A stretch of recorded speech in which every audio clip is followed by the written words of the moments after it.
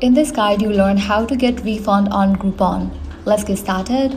First, launch your Groupon app. Make sure you have already logged into your account.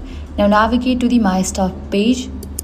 Now at the top, you're gonna find different option. Head over to the option My Groupons. This will take you to a page where you can see all the coupons, deals and vouchers you have bought through Groupon. Next, scroll through your list and tap on the specific Groupon you want to refund for.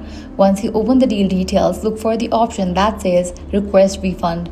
If the deal is eligible, you will be able to tap on it and continue with the refund process.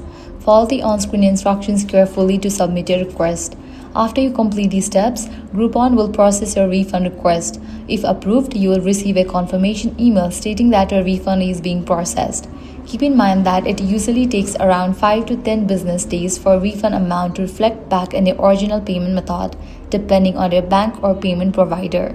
And that's it. This is how you can request and get a refund in Groupon. If this guide was helpful, do not forget to like, share, and subscribe.